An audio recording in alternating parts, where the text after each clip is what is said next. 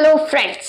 आप में से बहुत सी फ्रेंड का कहना है कि मैम हम थर्ड ग्रेड की तैयारी करना चाहती हैं, हम रीट प्री की तैयारी करना चाहती हैं, हम कैसे शुरुआत करें, हम समय कैसे निकालें, हमें सेल्फ स्टडी से ही सब कुछ करना है, हम बाहर ज़्यादा नहीं जा सकते, साथ ही साथ हमारे पास समय ही इतना होता है, उसमें हम कैसे मैनेज करें, कैसी बुक लिस्ट हम परचेज करें और कैसे हम तैयारी कर सकते हैं।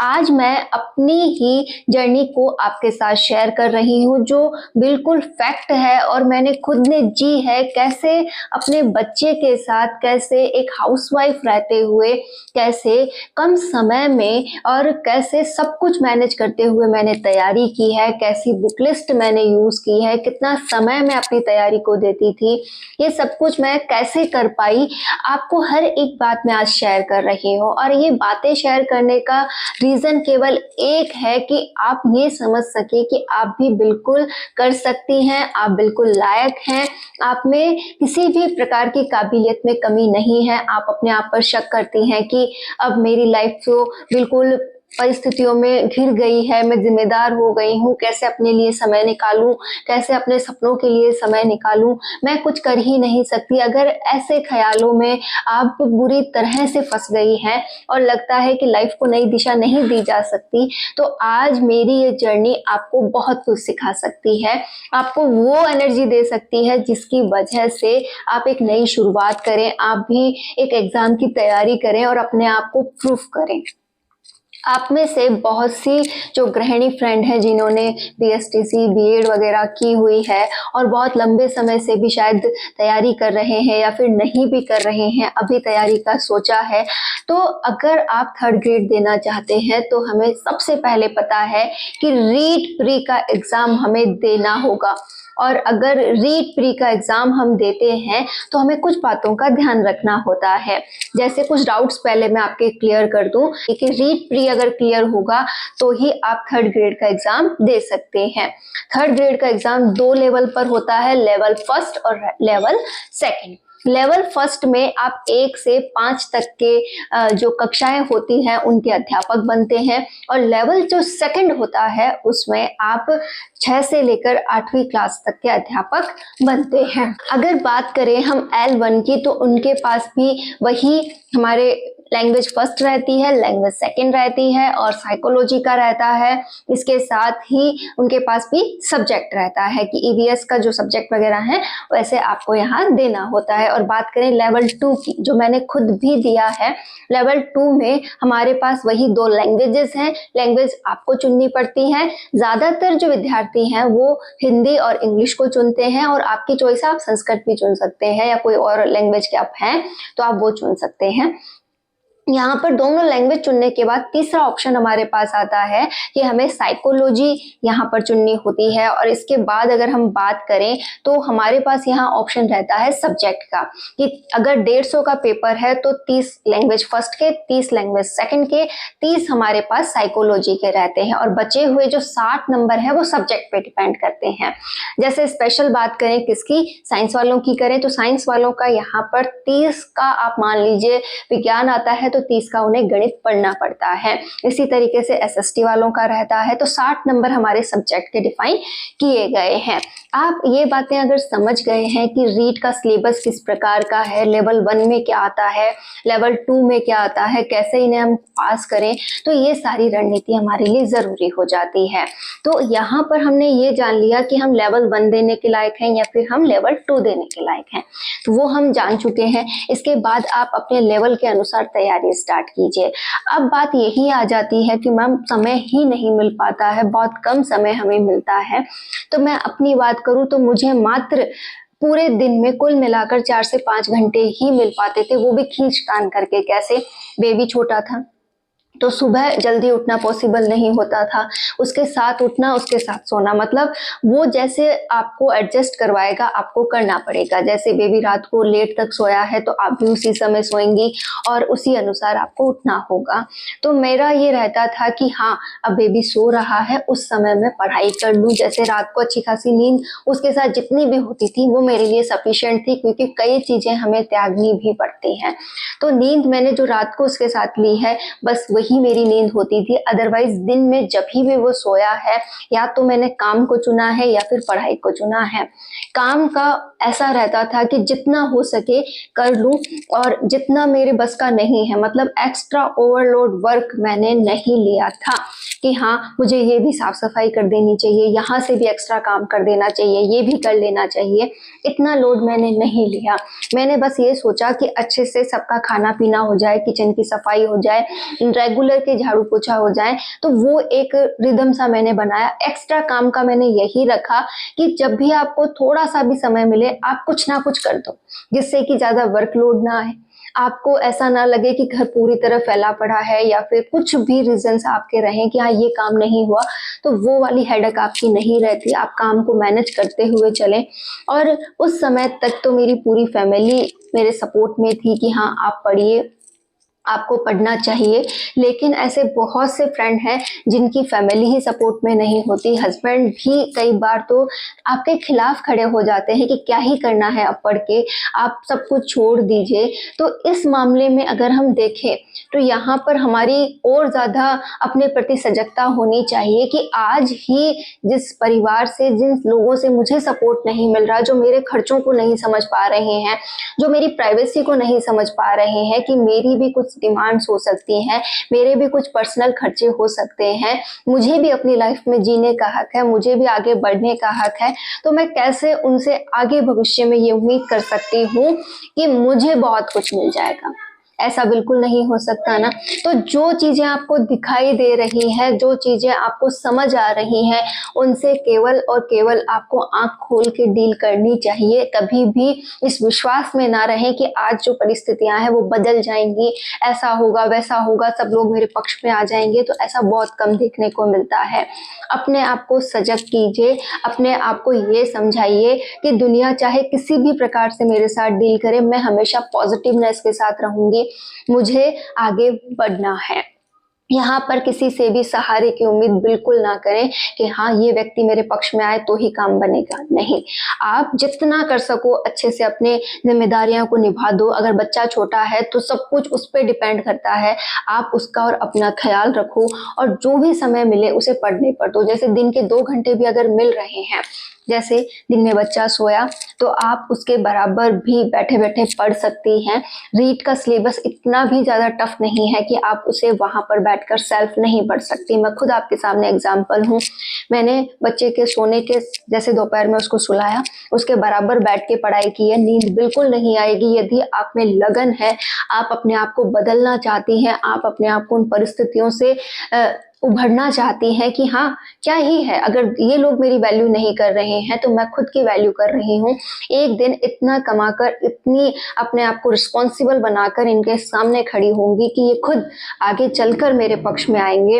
ये खुद अपनी जो बात है उससे मुकरेंगे कि नहीं भाई, हमारी बहू है बहुत अच्छी है, मेरी वाइफ है बहुत अच्छी है, ये मेरे साथ खड़ी है, मैं इसका हस्बैंड हूँ। मतलब आपको हर जगह आपके साथ खड़े हुए वो लोग मिलेंगे। तो इसकी शुरुआत आप ही से होती है कि आप खुद कितने अपने साथ खड़ी हैं। आप जो भी क्लासेस हैं, जो भी आप पढ़ना चाहती हैं, उन्हें यूट्यूब वगैरह से डाउनलोड कर लीजिए, उसको ईयरफोन वगैरह लगाकर सुनिए, उन टॉपिक्स को क्लियर कीजिए, अपने डाउट्स क्लियर कीजिए कि हाँ काम चल रहा है, काम आप नहीं छोड़ पा रहे हैं तो कोई ना, आपके कान और आपका मस्तिष्क आपके साथ है, आप उसका यूज़ कीजिए कि हाँ ये टॉपिक मुझे पढ़ना है, ये बात मुझे समझनी है। तो उस टॉपिक की मैंने क्लास है वो डाउनलोड कर ली है, उस फ़ोन को ऑन कर लिया है और उसके ईयरफोन मैंने कान में लगा लिए हैं। और अब एक कान में, अगर आपको लगता है कि बच्चा रोएगा या कोई प्रॉब्लम होगी, कोई आवाज देगा, सुनाई नहीं दे रहा, तो एक कान में ईयरफोन लगा लीजिए और एक कान को आप फ्री रखिए। जितना हो सके अपनी पढ़ाई पे फोकस कीजिए, बेवजह की बात दिमाग में मत आने दीजिए। और जब आप उन टॉपिक्स को सुनती हैं, उनसे रिलेटेड जो भी पॉइंट आपको क्लियर किए जाते हैं, आपको लगेगा कि कुछ अच्छा नहीं हो रहा, मुझे कुछ समझ नहीं आ रहा, लेकिन वो टॉपिक जैसे ही क्लियर हो जाए, आपको जब भी समय मिले, दोपहर में, रात में, सुबह, जब भी समय मिलता है, आप बस उस टॉपिक को अपनी बुक में से खोलकर एक बार रीडिंग लगाना स्टार्ट कीजिए। ऐसा लगेगा कि यही तो स्टोरी मेरे दिमाग में चल रही है। मतलब ओवरऑल आपके माइंड में क्या होगा, एक ऐसी थॉट आने लगेगी कि हाँ ऐसा हो रहा था, ये हो रहा था, हाँ वो सर ने ये बोला था, इसके ऊपर ये एग्जाम्पल दिया था, सब कुछ माइंड में आने लगेगा। बस शर्त ये है कि आपको आपके लक्ष्य के प्रति जुनूनी होना पड़ेगा। आपको ये महत्व समझना होगा कि मैं कर सकती हूँ और मैं ही कर सकती हूँ। देखो, ये ईगोनेस की बात है, लेकिन ये बहुत ज़रूरी है कि हाँ, मैं कर ही सकती हूँ, कर ही लूँगी। ऐसा जब तक आपके मन से फीलिंग नहीं आती है ना, आप किसी के प्रति लगन नहीं लगा सकते हैं। तो आपको अगर अपने लक्ष्य के प्रति समर्पित होना है तो ये भाव ज़रूरी है। मैंने आपको 2 डाउट्स क्लियर कर दिए हैं कि आप L1 के हैं या L2 के हैं। पहले ये डाउट क्लियर कर लीजिए। उसके बाद आपके पास तीनों चारों जो सब्जेक्ट्स मैंने अभी बोले कि language first, language second, psychology और आपका सब्जेक्ट, ये चारों पॉइंट्स आपके माइंड में क्लियर होने चाहिए।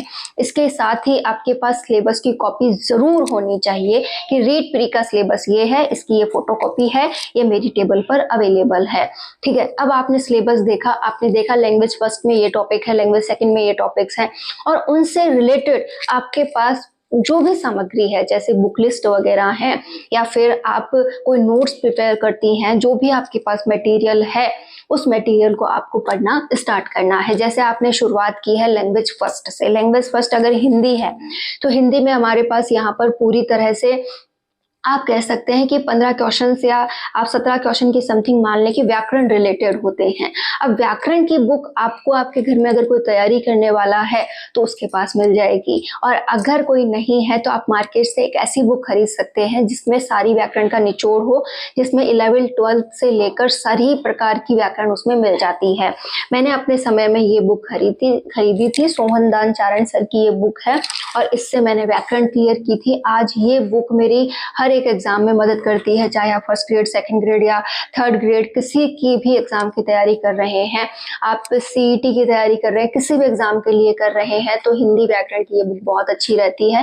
किसी भी प्रकार का रिव्यू नहीं है, कोई भी आपको सजेशन नहीं है, ये बुक भी जरूरी नहीं है। आपको जो मार्केट में बुक मिले जिसकी व्याकरण की लैंग्वेज आपको समझ आ रही है, क्योंकि आपने व्याकरण पढ़ी है, तो जो भी इंपॉर्टेंट पॉइंट्स जो हमारे सिलेबस में होने चाहिए, लोकोक्तियां, पर्यायवाची, विलोम शब्द, अशुद्धि, मतलब जो भी होना चाहिए उस बुक में मेंशन है, तो वो बुक अच्छी है, आप अपनी चॉइस से उसे खरीद सकते हैं। ये बुक्स मैंने उस समय बिना किसी वीडियो को सर्च किए कुछ जाने, क्योंकि इतना नहीं जानते हैं जब हम पहली बार कुछ कोशिश करते हैं। आज के टाइम में और उस समय में बहुत फर्क था जब मैंने तैयारी की थी। आज हमें हर चीज़ का रिव्यू मिल जाता है, बुक्स मिल जाती हैं, देखने को मिल जाता है, लेकिन कुछ दिनों पहले तक इतना नहीं मिलता था। जैसे जैसे हम आगे बढ़ते जा रहे हैं, हमारे पास सोर्सेज बढ़ते जा रहे हैं।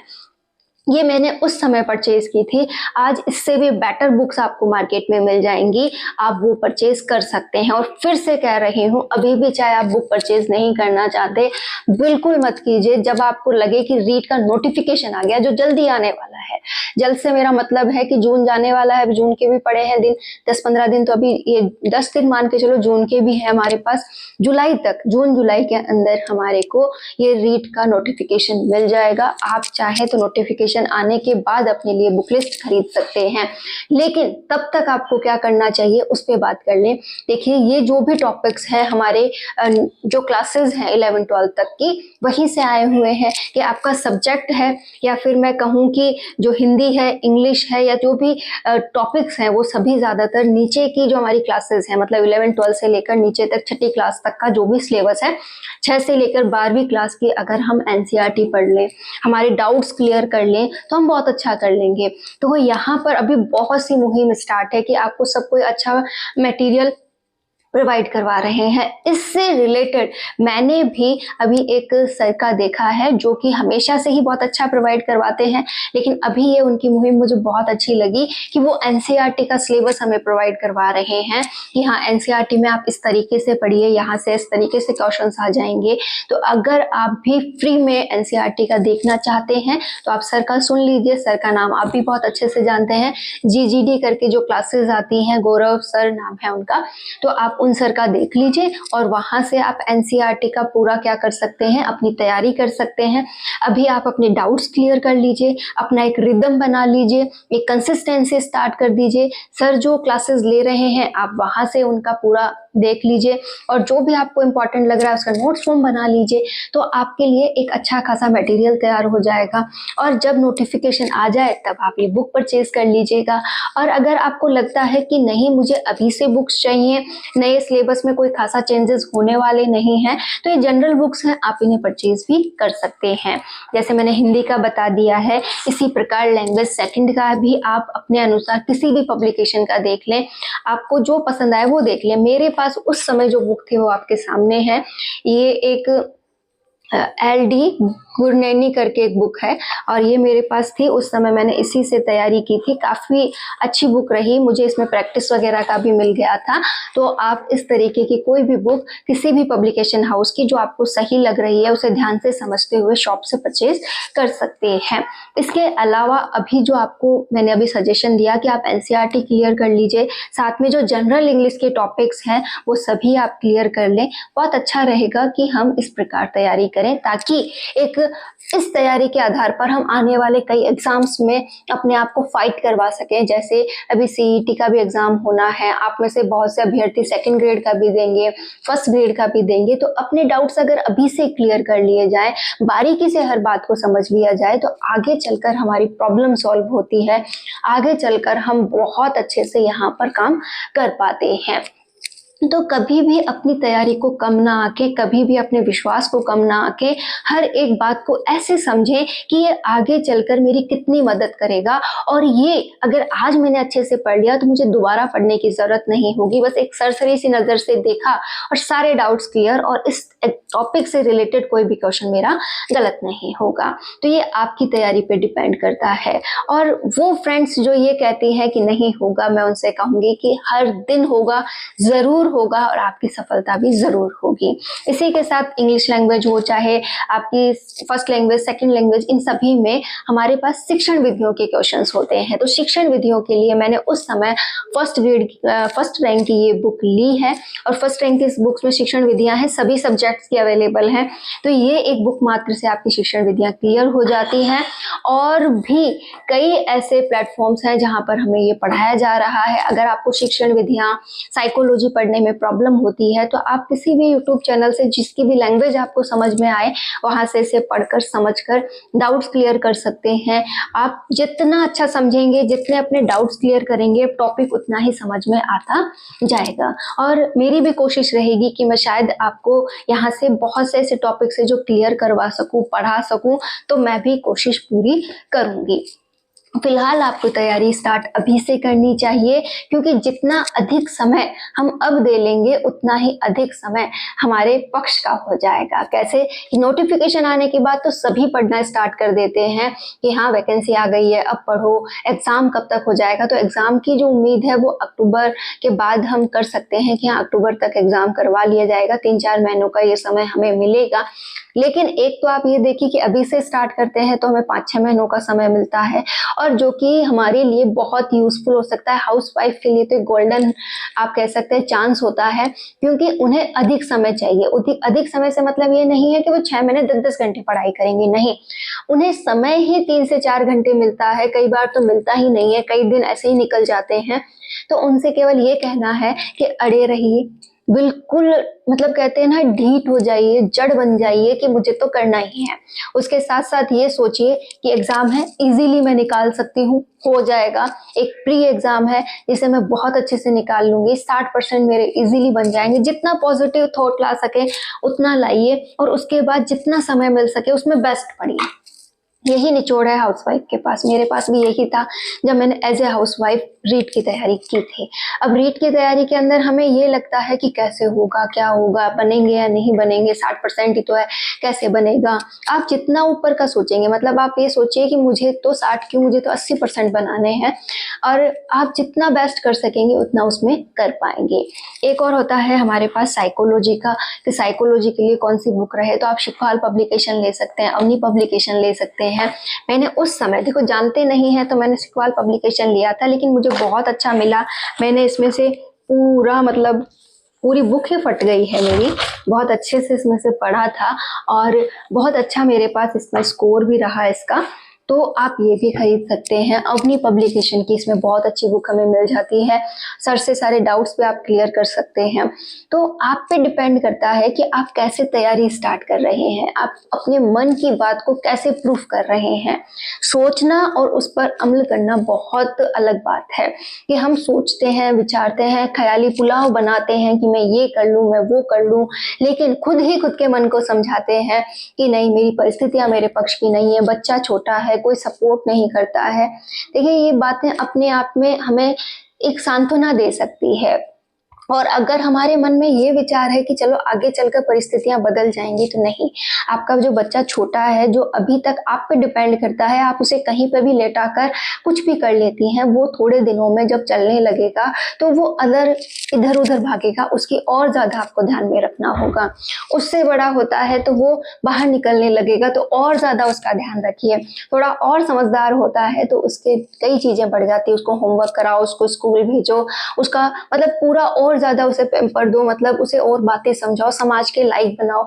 मतलब आपका काम जो है कभी कम नहीं होगा। ये मैं खुद एक माँ होकर समझा पा रही हूँ आपको कि आप कभी ये उम्मीद मत करिए कि जिंदगी में वो पल आएंगे जब आपके पक्ष के होंगे और आपको पूरा समय अपने लिए मिलेगा। नहीं, हमें ये मानकर चलना चाहिए कि जो मिल रहा है वो बेस्ट है, हम इसका पूरा यूज करें। ये वक्त जैसा भी है मेरे पक्ष का है। आप जितना अच्छा आज कर लेंगी शायद उतना अच्छा आगे ना कर सके, क्योंकि एक वक्त के बाद मन बदलता है। आपको लगेगा कि नहीं, कि अब ये लक्ष्य मेरा नहीं है, ये लक्ष्य मेरा है। तो अपने आप को गति हमेशा दें, अपने आप को इस तरीके से मोटिवेट करें कि बस करना है, मुझे करके ही रहना है इस फील्ड में। धीरे धीरे ही सही मेरी शुरुआत होगी, मैं कर लूंगी। मैं आज से ये पढ़ लेती हूँ कि रीट प्री की तैयारी मेरी स्टार्ट है। कोई बात नहीं कि मैं आज की आज बुक नहीं खरीद सकती, कोई बात नहीं कि मेरे पास पेन कॉपी भी आज नहीं है, लेकिन मैं आज से क्लासेस स्टार्ट कर रही हूँ। मैंने यूट्यूब से इसका एक जो पॉइंट ऑफ व्यू है वो स्टार्ट कर दिया है। यहाँ से ये मेरी पहली क्लास है, इस क्लास को मैंने सुन लिया है। सर ने जो मुझे पढ़ाया, मैम ने जो मुझे पढ़ाया, वो थॉट्स मेरे क्लियर हो गए हैं। उन पॉइंट्स को मैं बार बार रिवाइज कर रही हूँ। अब आप कहेंगे कि रिवाइज कैसे होगा? जो भी इंपॉर्टेंट पॉइंट्स लगे उनके स्क्रीनशॉट ले लीजिए। आप फोन भी तो इंस्टॉल करती हैं कि सारे दिन रील्स वगैरह देखती हैं, उनमें अपना समय देती हैं, तो वो भी आपके लिए हो जाएगा। कि जितना समय सोशल मीडिया को दे रहे थे, इधर उधर की बातों में दे रहे थे, घंटों फोनों पे लगे हुए थे, उन सभी को इग्नोर करके अगर आप पढ़ते हैं तो बहुत अच्छा हो जाएगा। आज स्पेशली मैं आप लोगों के लिए ये वीडियो इसलिए बना रही हूँ क्योंकि हाउसवाइफ फ्रेंड्स जो है मेरी बहुत अधिक उदास रहती हैं, बहुत अधिक टूटती हैं। तो प्लीज टूटे ना, बिखरे ना, क्योंकि हर एक हाउसवाइफ ने आप ही की जिंदगी जी है जो आप जी रहे हैं। आप जिस दौर से गुजर रही हैं हर कोई गुजर रहा है। तो बिल्कुल भी अपने आप को निराश ना करें, अपने आप को हिम्मत दें, हर दिन आगे बढ़ें। मैंने आज पूरी बातें आपके साथ शेयर की हैं कि सुबह अगर कभी जल्दी उठना हो गया तो कैसे मैंने पढ़ाई की है कि हाँ, एक आध घंटा पढ़ाई हो गई। उसके बाद जब भी काम करती थी उन टॉपिक्स को रिवाइज करती थी, उन बातों को रिवाइज करती थी, और जब भी दिन में टाइम मिलता था नया पढ़ती थी, काम के दौरान उन बातों को रिवाइज करती थी। रिवाइज करने का मेरा तरीका यही होता था कि जैसे अभी ये टॉपिक मैंने पढ़ा है, ये टॉपिक मैंने पढ़ा और जैसे ही काम करने का समय हुआ इस टॉपिक को ऐसे खुला छोड़ दिया। अब काम जैसे झाड़ू लगा रहे हैं, पोछा लगा रहे हैं, रसोई में कुछ कर रहे हैं, तो इन पॉइंट्स को रिवाइज करती थी कि हाँ, ये माइंड में ये टॉपिक ऐसा था, ऐसा था, ऐसा था। और जो भूलती थी फटाफट आकर के देखती थी, अच्छा ये वाली लाइन इसकी ऐसी थी क्या, ठीक है, इसको रिकॉल करते हैं, इससे अगर कोई क्वेश्चन बनेगा तो इस तरीके से इसका जवाब देना है। मतलब 24 घंटे में से आपके माइंड में ये बात नहीं निकलनी चाहिए कि आप क्या कर रहे हैं। फिर काम के दौरान भी आपका अच्छा खासा रिवीजन हो गया। आप जब भी फ्री होती हैं आप क्या कर पा रही हैं, इसका अच्छे से पढ़ पा रही हैं कि फ्री होते ही बुक आपके हाथ में होनी चाहिए। आपको जितना पढ़ने को मिले 10-15 मिनट 20 मिनट उस टॉपिक को आप पढ़ लीजिए। जब भी आप काम करें उसे रिवाइज कर लीजिए। आपको ये मान के चलना चाहिए कि एक व्यक्ति की नींद कभी कंप्लीट नहीं हो सकती, एक व्यक्ति की इच्छाएं कभी पूरी नहीं हो सकती। कि आप जितना सोचेंगे कि नींद कंप्लीट नहीं हुई, नींद कंप्लीट नहीं हुई, तो वो पूरी उम्र कंप्लीट नहीं होगी, आप चाहे कितना भी कर लीजिए। उसी प्रकार से आप कितनी भी इच्छाएं पूरी करते जाइए, धीरे धीरे नई इच्छाएं आती जाएंगी। इसलिए इन मामलों में ज्यादा विचार ना करें। आपको विचार ये करना चाहिए कि अच्छी खासी 5 से 6 घंटे की नींद हो रही है मेरी, मेरी बहुत है। और जिनके भी बच्चे छोटे हैं वो तो ये उम्मीद भी नहीं कर सकते कि पूरी बेफिक्री की 5 से 6 घंटे की नींद पूरी होती है, नहीं होती। उन माँओं की हालत मैं जानती हूँ, क्योंकि छोटे बच्चे हमने भी अपनी इस जर्नी में रखे हैं और उनको आज बड़ा किया है। तो उनकी जो लाइफ रही है, आपकी जो लाइफ रही है, वो मैंने खुद अपनी आंखों से जी है। अपने आप के सामने जो बच्चे हैं वो बड़े किए हैं, तो आपकी हर एक बात को मैं बहुत आसानी से समझ जाऊंगी। तो इसी बात को समझते हुए आपसे कह रही हूँ कि हर एक बात जो आप जिए, ये सोच कर जिए कि जो आपकी लाइफ के पल है ये बहुत सी गृहिणियों ने जिए हैं, हिम्मत दिखाई है, तब जाकर आज वो किसी मुकाम पर हैं। तो मुझे भी हिम्मत दिखानी है, लेकिन प्लीज़ रिक्वेस्ट है, हेल्थ को इग्नोर मत कीजिएगा। किसी भी प्रकार का अगर कोई पेन है तो आप उसे इग्नोर ना करें, उस पर काम करें कि वो क्यों है। जैसे कमर दर्द का होना, पैरों में दर्द होना, तो ये सब कमजोरी के लक्षण हैं। आप अच्छा खान पान लें, अपना ध्यान रखें। हम इस रीड से रिलेटेड एक और वीडियो पर बात करेंगे, जिसमें मैं आपको टाइम टेबल का बताऊंगी कि कैसे हम पूरा टाइम टेबल सेट कर सकते हैं। टाइम टेबल देखो, हमें ये तो नहीं मिलेगा कि 1 घंटा ये पढ़ लूँ, ये सुबह इतनी बजे उठ जाऊँ, ये हो जाए, नहीं। हम केवल उसमें समय निकालना सीखेंगे कि कब कब हम समय निकाल सकते हैं और उस समय निकाल कर किस तरीके से पढ़ाई कर सकते हैं और कब हम रिवाइज कर सकते हैं। ये सभी बातें हम उसमें डिस्कस करेंगे। साथ ही ये देखेंगे कि कौन से टॉपिक को किस प्रकार हमें पढ़ना चाहिए और कहाँ से क्वेश्चन बनने के चांसेस भी यहाँ होते हैं। मतलब छोटी छोटी बातें जो हमारी तैयारी को इम्प्रूव करती हैं, उनसे रिलेटेड भी मैं आपको एक वीडियो में रीड के नाम से ही बनाऊंगी, उसमें आपको ये सारी बातें शेयर कर दूंगी। फिलहाल आज मेरा मकसद यही था कि आप बिल्कुल ना घबराएं, बिल्कुल ना टूटें। रीड प्री है, आप आसानी से क्लियर कर लेंगी। आपको जितना भी समय मिल रहा है, बस आज उसमें से एक मीठी सी शुरुआत आप कर दीजिए। आप छोटे छोटे टारगेट्स लेना स्टार्ट कर दीजिए, उन्हें पूरा करना स्टार्ट कर दीजिए और आप अपनी लक्ष्य की ओर बढ़ जाएंगे। जैसे ही रीड प्री आपका क्लियर होता है, आप रीट मेंस के लिए एलिजिबल हैं और उस दिन आपकी एक और नई शुरुआत हो जाएगी। इसी के साथ आप इसी तैयारियों से सीईटी के एग्जाम्स दे सकती हैं। आप किसी भी गवर्नमेंट एग्जाम की अदर तैयारी भी कर सकती हैं। तो अपने आप को एक मौका जरूर दें, अपने महत्व को जरूर समझें। All the best.